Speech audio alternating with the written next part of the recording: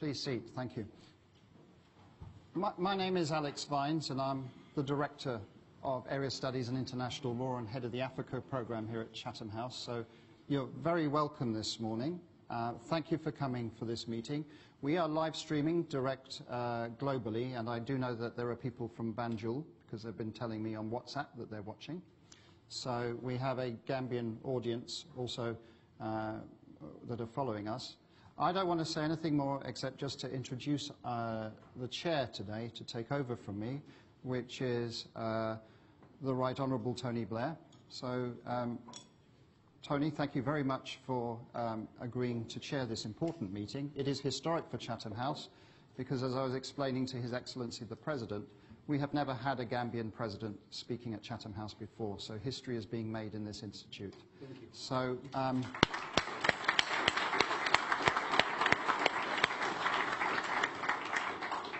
with no more ado, I'll hand over to Mr. Blair to proceed. Thank you very much. Thank you, Alex, and welcome everyone. I'm absolutely honoured to be here with the President of Gambia this morning at Chatham House and to say these few words of introduction.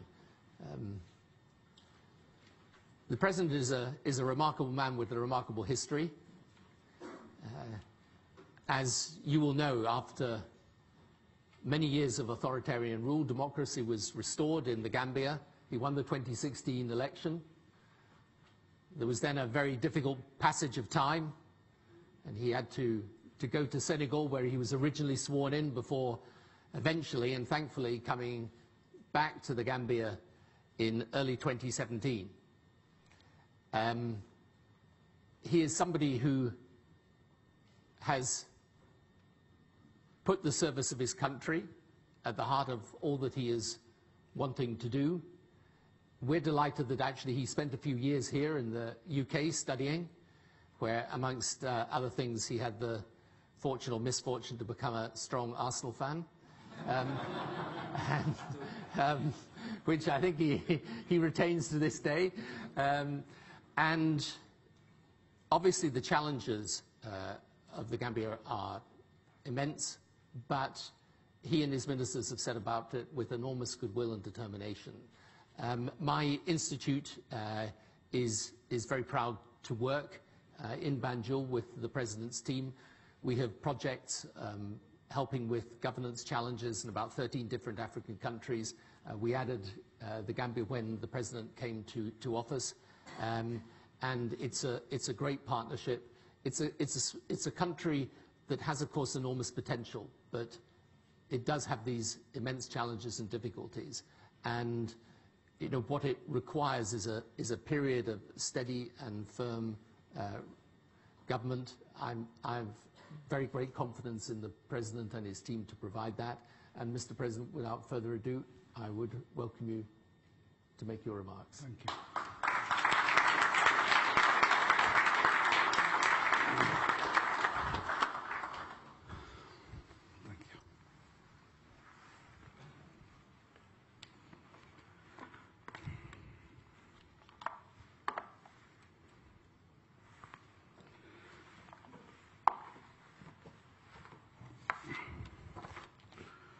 Thank you very much, Mr. Chair.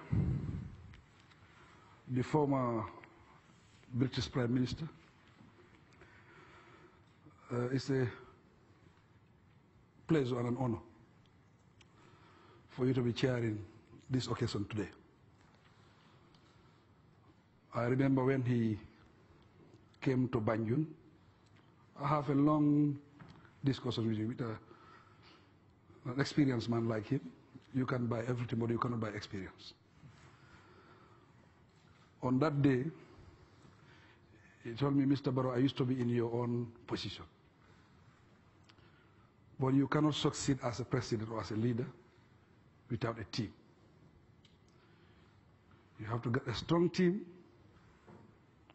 who will help you. Then the final decision and signature is the leader. But you have to get a strong team. Or else you will be in and out of a meeting, but nothing will work. And he promised to support us, and that's what exactly he is doing in the Gambia. So thank you very much, Mr. Blair. It's a great pleasure.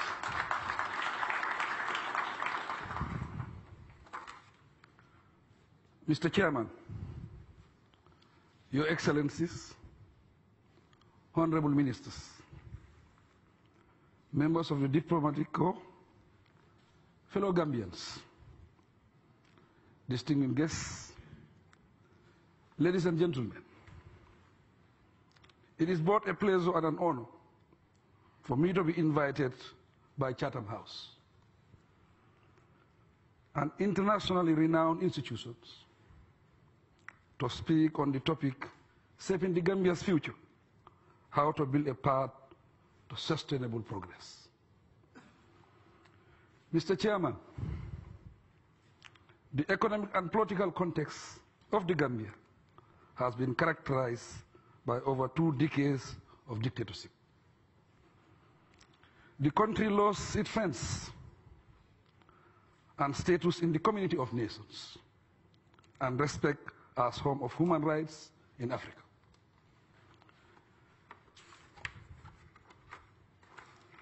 The peace and stability it nurtured since it attained independence in 1965 eroded in 22 years of dictatorship. This affected the economy and disintegrated the social fabric of the society. Many of the youth left in search of a better life, in most cases through dangerous means to reach Europe and other parts of the world. The political environment was dangerous for freedom of expression and respect for human rights. Thus, a serious brain drain followed. The business environment was risky because the rule of law was not respected. The institutions have been destroyed. Systems and procedures were not respected.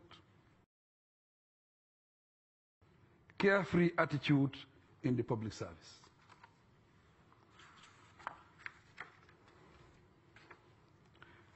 This unfortunate scenario forced Gambians to take their decision to define their destiny. In 2016, 8 stakeholders in the political arena came together, formed a coalition, and on the 1st of December 2016 presidential election, Gambians went to the poll and voted me as president. Immediately after the coalition government came to office, our first priority was to reopen the Gambia to the world, promote human rights, and restore freedom of expression. We had to build confidence among our partners and prepare a strategy to put the Gambia on the path of sustainable development. In short, we had to right the wrongs in our institutions, systems, and procedures. We had to engage in institutional and legal reforms to ensure efficiency in our public service, good governance, and progress in national development. My government strategy is now clearly outlined in the National Development Plan 2018-2021. One of the first steps undertaken was to establish the rule of law by releasing all political prisoners and set up a review panel on wrongful dismissal and decongest the office of the president. All the portfolios were decentralized to their line ministries. This was to allow the experts and technicians to deal with issues in a professional manner and provide technical advice to the office of the president. In the meantime, my government continues to build on its diplomacy to return the Gambia into the rightful place in the community of nations and organizations. One of these is the Commonwealth, and we are delighted by the readmission of the Gambia into the Commonwealth of Nations. Building the path of sustainable progress in the Gambia cannot be isolated from the global trend of events. It calls for working towards a common future, the theme for this year's Commonwealth meeting. The spirit of togetherness is key for effective change. This has been demonstrated when Gambians came together to change a dictatorship, which for 2 decades robbed the country's resources. My government inherited just over 1 month import cover. Thus, it depends on international support to revitalize its economy. Therefore, developed countries should provide improved access to their markets, introduce and promote measures to liberalize trade, particularly in processed agricultural and manufactured goods. The reality of climate change has subjected our people to abject poverty and driven our youth to illegal migration. To address this unfortunate situation, youth unemployment is a key priority of my government. Youth employment is key priority of my government. Particularly important is their participation in socio-economic activities, training and entrepreneurship. My government is working to introduce and implement action-oriented measures designed to fight poverty. These measures include effective promotion, trade and investment.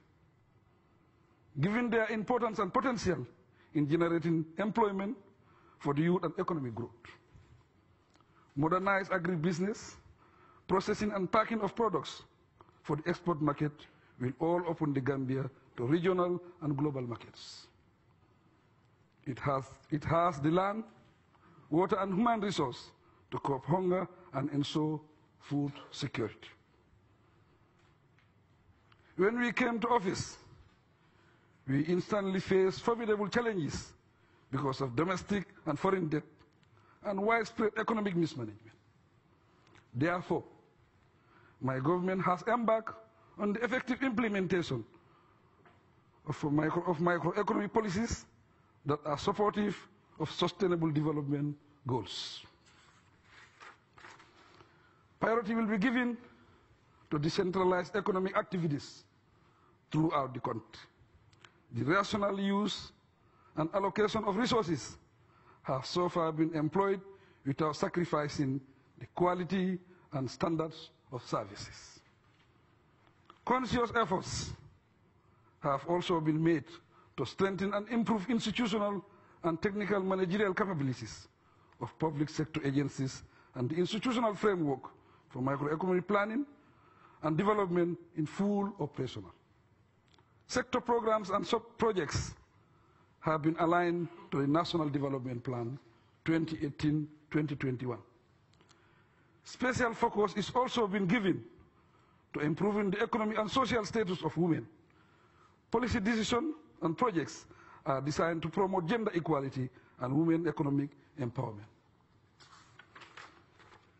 Efforts have been made towards diversifying the Gambia's economy through agriculture, tourism, and fisheries. This requires knowledge transfer and skills development for the youth and to improve livelihood of rural families. All these are meant to put Gambia on a sure path to sustainable progress. As part of the efforts to promote trade and enhance private sector initiatives designed to increase employment and promote the diversification of the Gambian economy.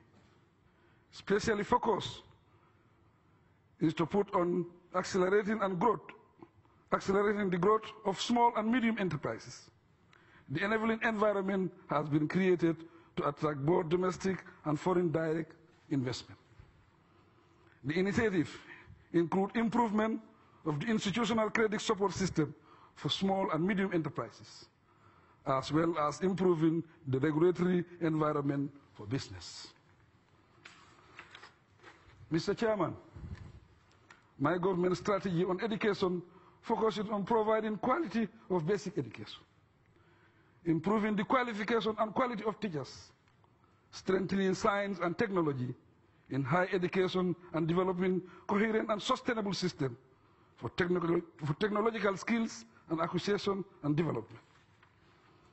Also, improving women's level of education and literacy is part of gender-responsive development where necessary. New schools will be built and existing ones upgraded. Given the importance of ensuring quality health services, due emphasis is put on stabilizing and integrating primary health care system, reducing mortality rates, ascertaining food security, and the provision of safe drinking water. Other activities promote reproductive health rights, and environmental sanitation. My government will also improve the efficiency of hospitals and other health facilities. Mr. Chairman, to be successful in all our endeavors, the Gambia will certainly need the continued goodwill and special assistance of developed countries. In the same vein, I recommend that the international financial institution recognize special circumstances of the Gambia and significantly increase the amount of concessionary loans provided to the country. Mr. Chairman, now that Gambia has been admitted into the Commonwealth of Nations, we can look forward to a strong diversified support from the Commonwealth. Mr. Chairman, the Gambia cannot build the right path to sustainable progress without ensuring that there is peace, stability, and justice. In this regard, my government has embarked on transitional justice for legal and constitutional reform to entrench human rights, peace, justice, freedom of expression, and the rule of law. The political will to ensure that democracy thrives and citizens effectively take ownership of development process. In conclusion, the new Gambia is determined to overcome obstacles along the way in building a path for sustainable progress. As President, I feel humbled the delivering of good governance and accountability, social cohesion, and revitalized economy for the well-being of all Gambians. And as stated in our National Development Plan 2018-2021, I thank you for your kind attention.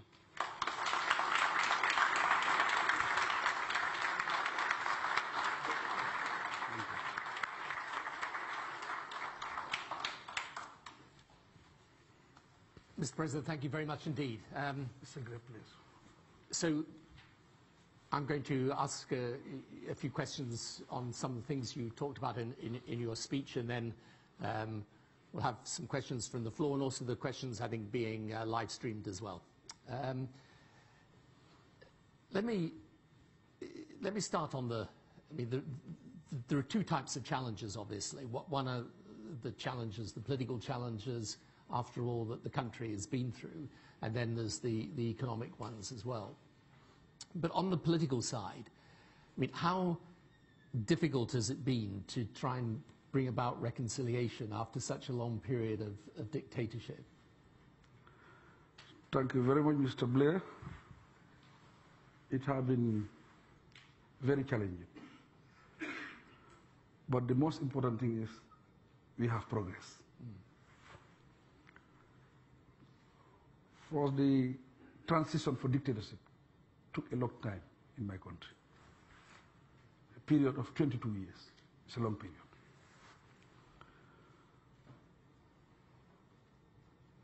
Psychologically, we thought that we cannot make the change. We thought that we cannot make the change. But this time, we were able to come together. 8 political parties came together to challenge the incumbent. We feel that when you are united, you are strong. It's because we are united, that's why we were able to make the change. Because it was difficult, even when I was chosen as candidate. A lot of my friends distanced themselves from me. because they were afraid. People were calling me, you don't have to walk alone, because it was dangerous. But we were committed to the change, and the Gambian people were committed to the change. Because of that support, that's why the leadership, we were brave enough to challenge the incumbent, and we were able to make the change. But immediately we make the change, it was like a mountain to climb. And the group was different political parties, different background, different way of thinking. To manage that situation was a difficult situation. And during that time, we passed through an impasse. And the former president rejected the results and declared that he have annulled the results. But our response was more of principle than personal. Our response was, we are declared winners by the institution that conducted the election. You are president, but you don't have those powers to annul elections. Constitutionally, your mandate will expire on the 19th. And if you remain in power, then we consider you as a rebel. This was our message. We handled the situation maturely. That's why we were able to get to office peacefully. And it was an extraordinary coming together of the region as well, right? Because they came in and supported you in that struggle to establish the legitimacy. The region supported the Gambia for one simple reason. I think Africa is changing to democracy. Right. Everybody is focusing to the same process. If a president should lose election and conceive defeat, congratulate me, and after 1 week, change again, that will set a precedent. But it was an important moment, and, right? and that would have affected the sub-region. Right. It would have been a great setback, if not a failure, for the region, or for Africa, or for the world, for that matter. And you were very conscious of the fact that, in a sense, this was a test case as to how the region were prepared to stand up for the legitimacy of elections. Yes, it was a test case, but we were also very firm. Yeah. We were organized as a group. I was having a strong team with experienced politicians. We didn't take anything personal.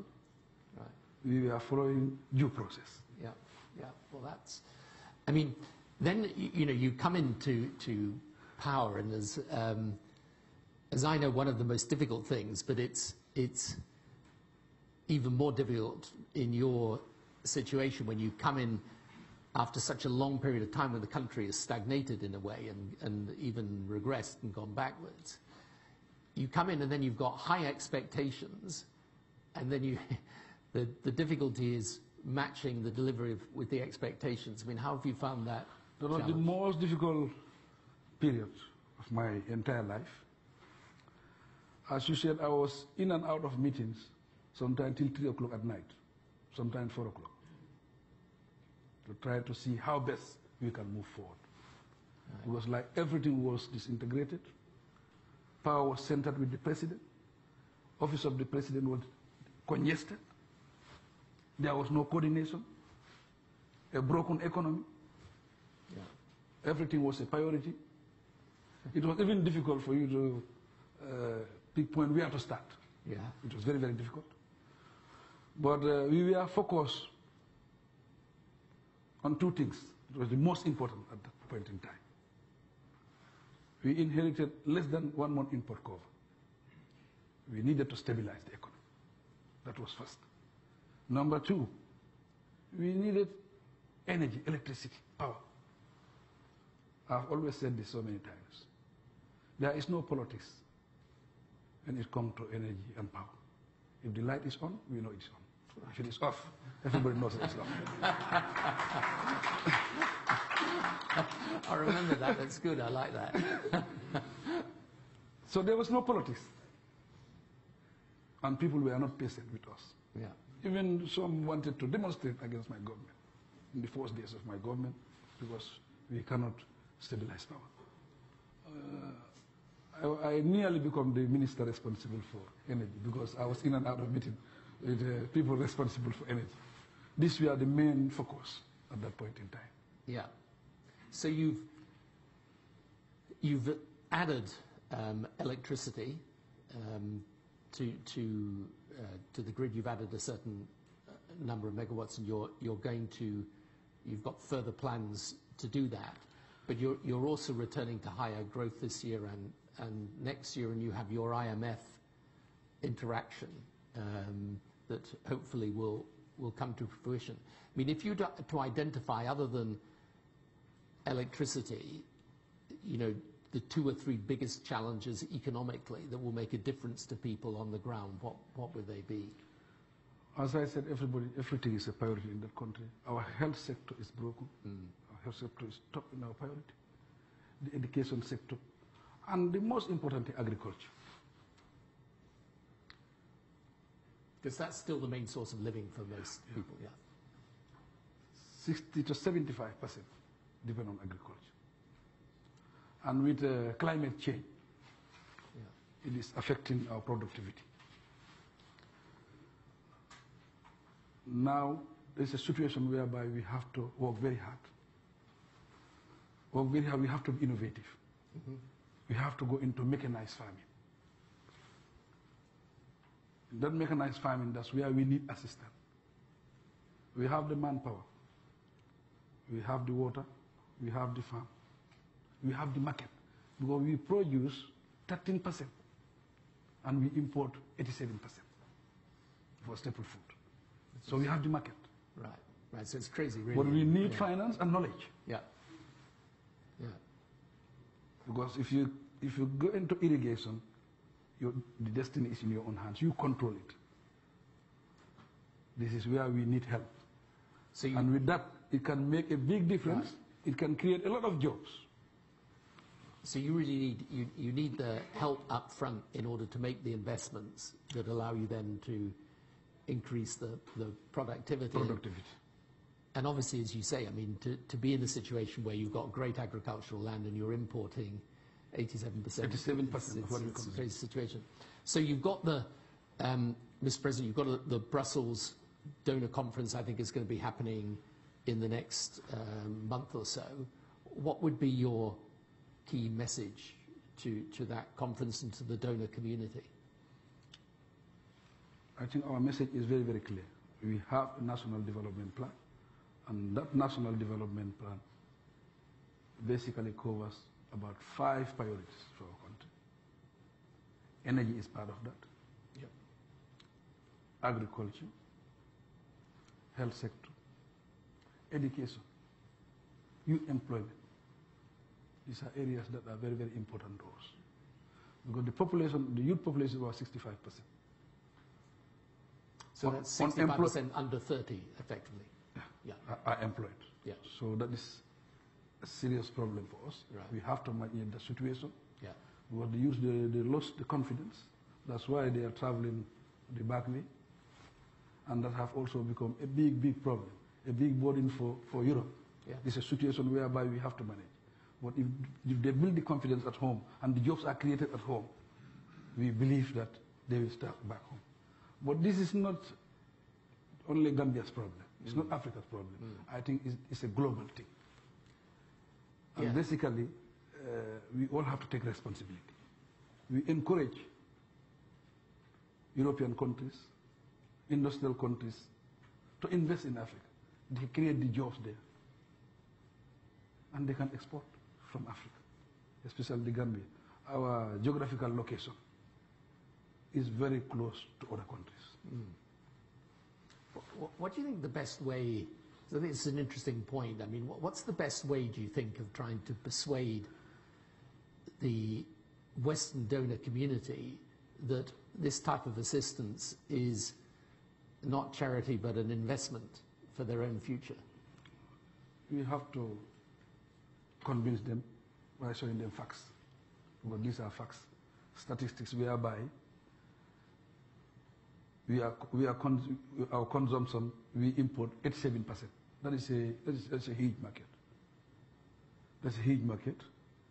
And at the same time, these are our priority areas to partner with them, because we are part of all the organizations. And as a democratic country, believe in the rule of law, we need to support to stabilize our countries. Right. Before we put it out to some questions, can I just ask a couple of things about your relationships with other countries? So obviously Senegal is an important relationship. There is talk of the Gambia River Bridge now being built. Would that be an important way of facilitating trade between yourselves and Senegal? Very important, and I think our relationship with Senegal is at the highest level. It has never been like this. We are very, very close. And if you look at Senegal and Gambia, we are basically the same country. Because we are surrounded by Senegal. Yeah. It's extraordinary. We are in the middle. It's just like a pregnant woman. You cannot separate her with.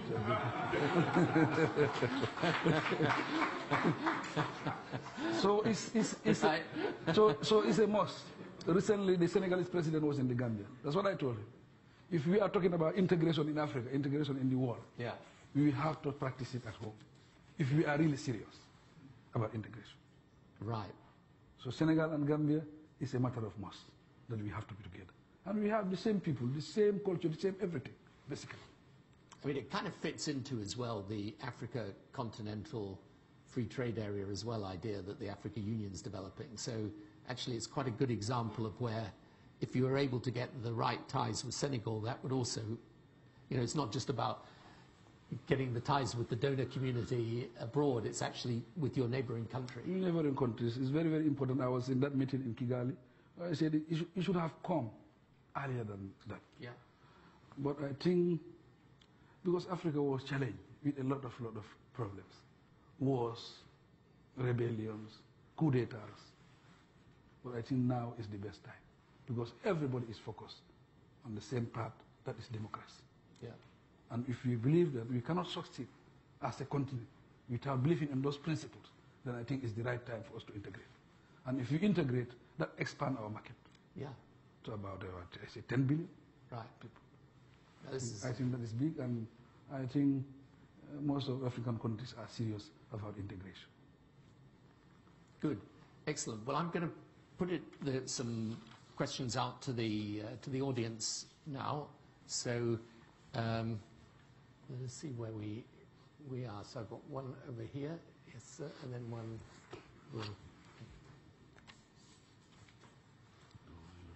John Kennedy, member, Chatham House. Mr. President, you mentioned in your speech membership of the Commonwealth. I wonder if you could tell us what the Gambia's position is on the succession to the head of the Commonwealth.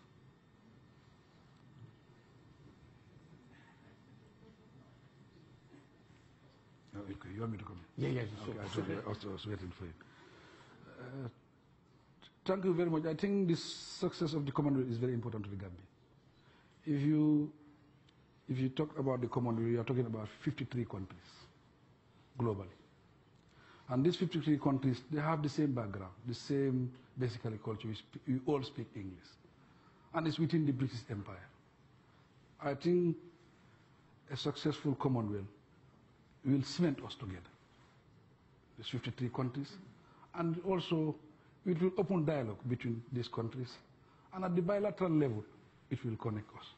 I think a successful Commonwealth is very important for Gambia. This is our question. And then we've got some actually questions getting live streamed, I think, from. Yeah, sorry, let me take. Just want to take some questions from the Gambia. I've got. Yeah, it's Alex Vines from Chatham House here. We've had some questions in from the Gambia. There's a group of students from Coventry University who are in Gambia at the moment, about 25 of them. And they've asked this following question. Many of the organizations that we've been talking to are concerned about the position of returning migrants. Mr. President, how would your government address the factors such as employment opportunities? We've had a number of other questions similarly asking about reintegration of migrants, basically. So how would you reintegrate and provide opportunity for them? Thank you very much. Yeah, I think this is a question that is on my table every day about returning migrants. I think there is a lot of misunderstanding about this migration and so forth. European countries feel that some of them don't have papers in those countries. And I think Europe is also overloaded by migration. That being the case, it has become a burden for Europe. And now they are looking for ways of returning them back home. I used to live in England myself. When I was in England in 2006, I decided to go back home. My friends, all of them were saying, no, you cannot go back home. A lot of uncertainties in the Gambia, dictatorship, everybody is suffering, you cannot go back. My family, everybody said, no, you cannot come back. But I was committed to going back home for one simple reason. We have to change the mindset. My belief was, if you are here in England, as a foreigner, you are limited. If you are in your country, there is no limitation. That was my belief. And if you are in your country, and you are innovative, you are creative, you can create something for yourself that can earn you more money than if you are in Europe. When I got home, everybody was like, wow, why did you come back home? I created something for myself. I didn't seek for employment. I started a small business, real estate, property management. My office was 3 meters and 3.5 meters. Like, that was the size of my office when I started. But because I have that self-belief that I can succeed in my country, along the way, in 5 years or 6 years, I have everything basically, until I have my own headquarters, also. From that business, that's why people trusted me to voted me as president today. So let us have the mindset. Let our people have that kind of self-belief, knowing that if you are home, you are not limited. But the government of the Gambia is engaging with the European Union, because this is a global problem, so that we have a global solution. Thank you. Yeah, some more hands going up. Yes, sir.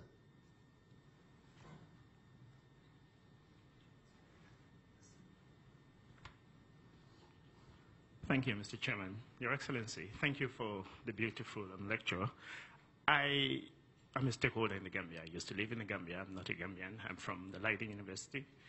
But I'm interested in the plight of the lesbians and gays in your country. We know that the man of yesteryears was one of the most homophobic presidents in Africa, and people have said to me that there is no LGBTI community in the Gambia, and I said no, because I used to live there. I know. Now, the LGBTI community, that's the lesbians and gays and bisexuals, and you have said that the direction of your country, now you mentioned cohesion, carrying everybody along, and transitional justice. So I'm wondering whether you have concrete plans for these marginalized group in your country. Thank you. Well, I have once answered this question in my country. I think this is the third time they ask me the same question. I think we have pertinent issues. We have very important issues. We have pressing issues in the Gambia today. that are very, very important. Because this gay and lesbian thing is not very significant as far as the Gambia is concerned. You cannot even pinpoint anybody to say this is a lesbian or whatever. It's not a big issue in the Gambia. Because this is the way we see it. We believe in those principles, and we are even we are bringing in very, very good laws to favor everybody in that country. That is equality. This is the way we are thinking. Yes, ma'am. Yes. Thank you, Your Excellency, for your presentation. My name is Nicole Pichet from the All-Party Parliamentary Human Rights Group, and we've been following the Gambia in the UK Parliament for a very long time. And I had the privilege to meet a Gambian delegation from your Parliament recently, and that was a great honour. I just wanted to know, you've made considerable progress on human rights since coming into office, especially with the release of political prisoners, as you mentioned. But a lot more remains to be done. You mentioned freedom of expression in your talk a number of times, and I'm just wondering what you think needs to be done now to ensure that freedom of expression, including independence of the media, is protected and promoted, and whether you think reform of the Constitution and some of the laws would be a priority to ensure that we don't see journalists locked up in the Gambia ever again. Anyhow, we are going into reforms, a complete overhaul of our constitution to make sure we good laws, to get good laws, to accommodate everybody. But despite all those good laws, it's not the laws. We just write them and so forth. But the political will I think is the most important thing. And that is political will. That's why during the period in office for the past 15 months, there are nothing major. And journalists are writing freely and everybody is free. So I think we are already practicing it. But we will change the laws. And my Minister of Justice is here. Maybe he can even elaborate on that, perhaps. But my Minister of Justice is here. There will be a complete overhaul of the Constitution to bring in good laws that will match our democracy. When you first came in, obviously you released the political prisoners, which was, I mean, some of these people have been in jail for a long time. Right? A long time. Yeah. Some were in circles, in prison. Right. Very serious. Okay. Yeah.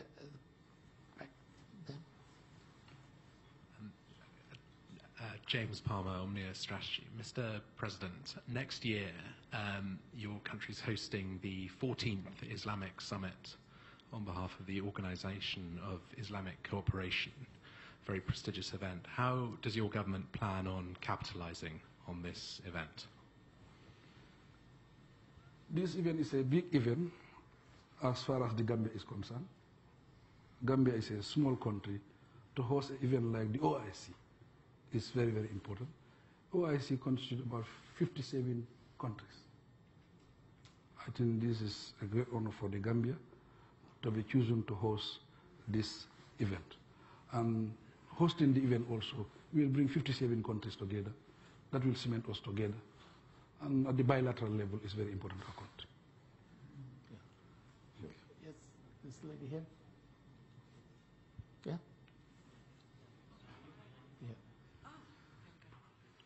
Okay, thank you very much. Hi, my name is Fatou Mambere. A Gambian coming by way of DC, now working for an international organization here in London. My question is, and I am absolutely ecstatic that you take energy reform and prioritize it, but where is clean energy on our list of priorities in terms of economic enrichment? Because of climate change, everybody is going through that direction, and I think that is part of our plan, is part of our roadmap, to have that mixed energy. Whereby you have a solar system, wind energy, mix, and I think that will make it also cheaper and affordable. It's part of our roadmap. Yeah, and I think you've actually got some plans on wind, particularly you're in discussion with people about that possibility, and obviously solar. Especially with the donor community and all sort of, they want to help in the wind energy.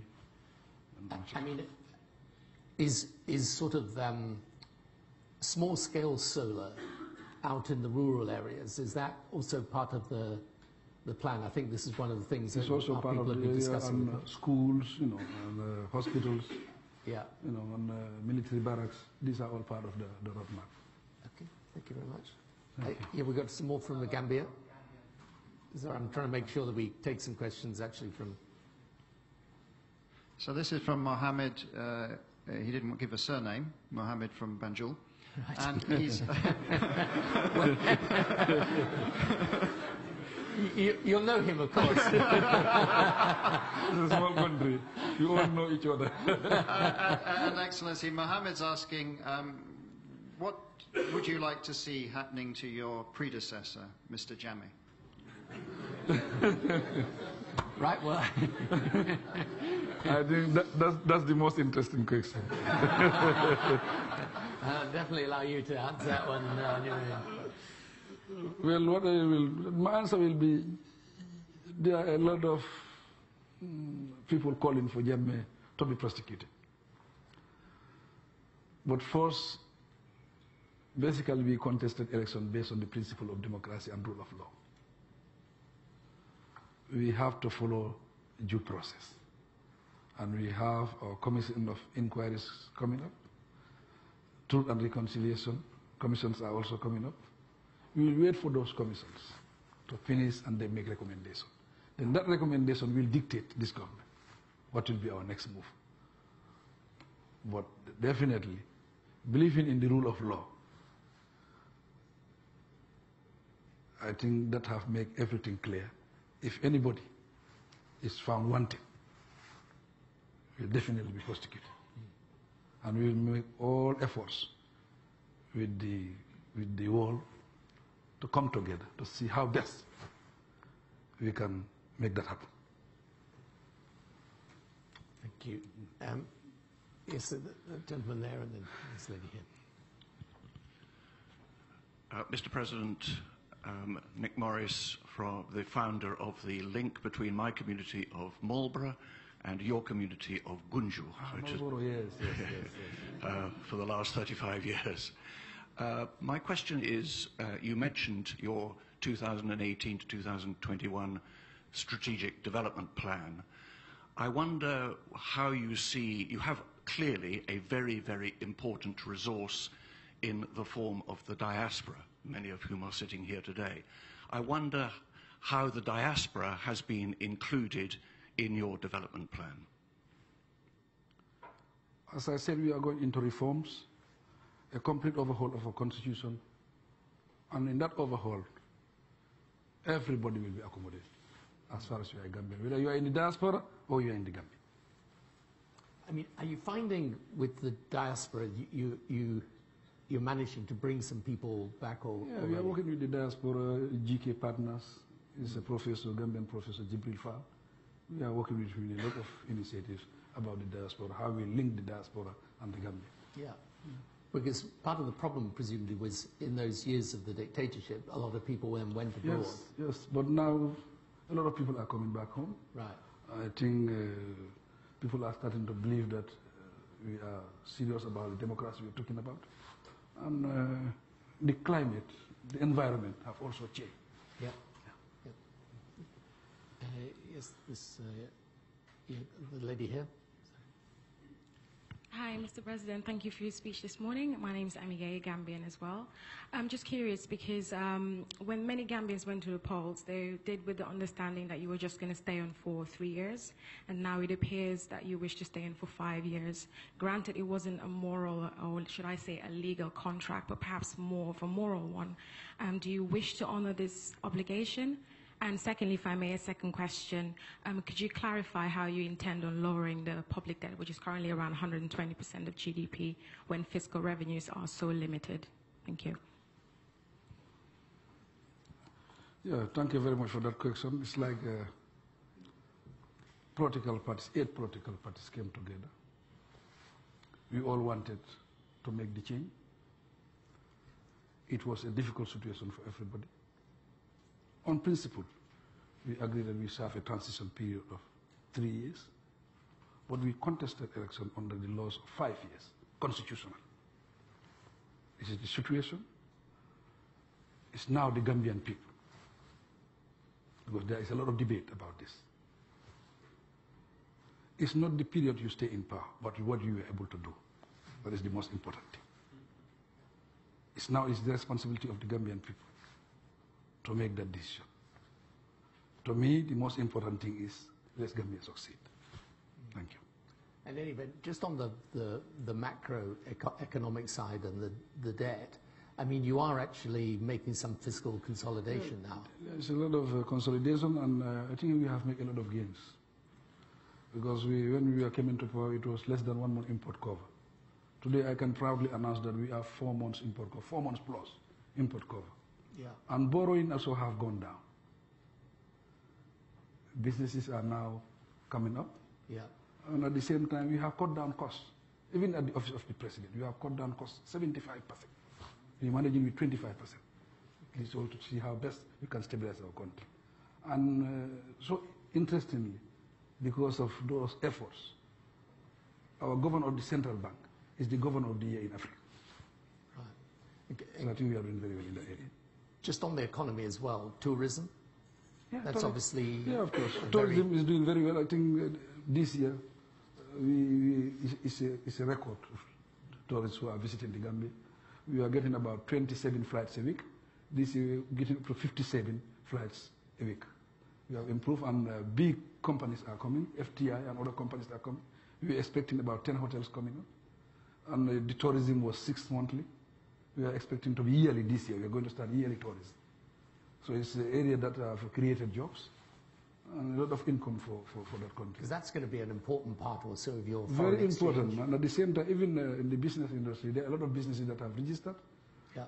The traffic at the ports is very, very high. The port was 12 hours. Now we are running the ports 24 hours. Our income used to be like $500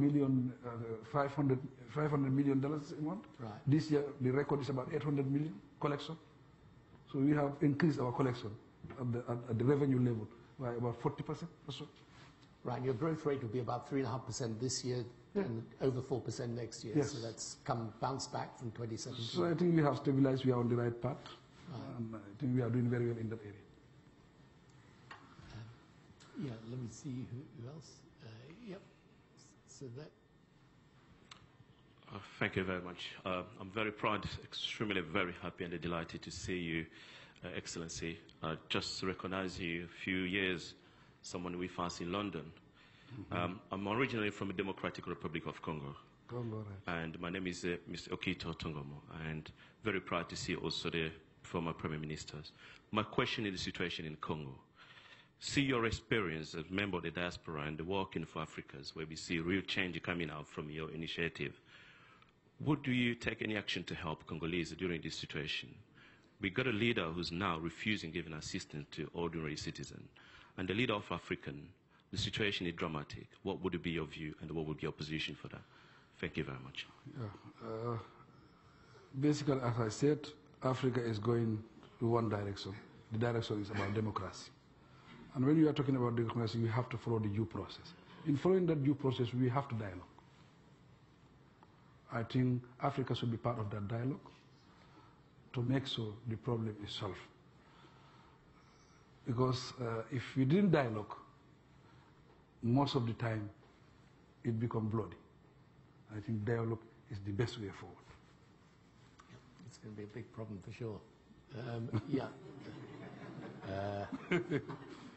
If you have to, I think you've probably got enough to worry about with the Gambia without taking on the Congos. Yes, sir. Thank you. Issa Williams, BBC World Service. Mr. President, thank you for coming. Just a quick follow-up to the lady's question earlier. When you say it's up to the Gambian people to decide, are we going to have a referendum to decide your future? Is that what you mean, first of all? And the second question is about communication. I've got a vested interest in this, in being a journalist, in the sense that the Commonwealth Group just recently left for Gambia and said that your government is doing a good job, but is doing a bad job communicating it. I was just wondering what advice you're getting from Mr. Blair, who everyone knows is the maestro of communication. Are you giving him any advice at all? And if so, what have you been telling him? Thank you. Not always is the answer on that. And actually, I have literally never come across a government anywhere in the world where the best thing they ever say about the government is your problem is communication. Because if that is the problem, well, that can be fixed. Yes, about 3 years. I think the Gambians came together to discuss 3 years. Now it is becoming a debate. I think it's the same Gambian people who will come and discuss the way forward, whether it will be 3 or it will be 5. Communication is a learning process for this government. We are just new in government. We cannot be perfect in everything, but we are doing everything possible to make sure we improve on our communication. If you look at my director of press, she gives press conference every 2 weeks. My minister gives press conferences every month. Myself, every 6 months. The last time I was involved, that was, we call it Media Day. My Media Day was 2 days. I gave 28 interviews and a press conference. I think we are also improving in that area. But now we want to get a communication officer in every ministry. That's what we want to do, so that we link them together, so that we improve in our communication. But it's a learning process for everybody. I think even you people in the diaspora, you are also learning. We are, we are all learning. We cannot be perfect. You know, it will take us time, definitely. Yeah, and it's, I mean, to be frank, the biggest problem you always have is the mismatch between expectation, which runs very, very strong, and you know, the ability of any government to deliver, and this is not a Gambian-specific problem, I can tell you, right around the world. They want everything to happen overnight. Well, it's not natural. possible. People, and especially, by the way, when you've come in as part of a big change in circumstances where there's been, you know, there's been a great pressure of expectation built up. So this is the biggest challenge in government anywhere in the world. We just got time for one final question, which and I'm going to exercise the chair's prerogative on this. So when you look at, you know, the challenges ahead, and you know, as we've seen, there are political challenges from the past. There's the economic challenges in the future. What is your sense of where Africa stands today? Because I think one of the themes that's kind of run throughout this discussion today is the degree to which what happened in the Gambia and what is happening now is kind of representative of what the challenge of Africa is. You know, it's got to overcome the politics of the past that's often been, frankly, very troubled, difficult, and divisive, and it's got to be capable of delivering enough actual change on the ground for the people that they hold with the new politics. Because, you know, in the end, people don't, you know, my experience from the work we do around the world is that people in the end, they can't live on politics. Again, in the end, what they live on is jobs, you know, security, having enough to eat. So how do you see this in the African context? I think the biggest challenge in Africa today is poverty and employment. I think these are the biggest challenges. And I think those biggest challenges, Africa coming together as a force, I think that will also help in those areas. Africa communicating, and also Africa educating its people, building capacity. I think this will help that area. Because the people must be educated. We must educate our people. And do you feel, just one final thing, that Africa today, Africa Union as an institution, but Africa as a group of countries, do you feel they've got a greater sense of unity today than in the past? Of course, yes. There's no doubt about that. Africa is united today more than before. Because if you look at our own case, it was unanimous. The ECOWAS level, the AU, the UN, so it was unanimous. It's very difficult for you to get that in Africa in previous days. Because during those Cold Wars, as I said, there are a lot of challenges. So these are things that will happen in Africa. We are united today than before. Right. Well, it's a great lesson that it's important for countries on a continent to come together, form a union. And so anyway, Mr. President, thank you so much. It's been absolutely fantastic. Thank you.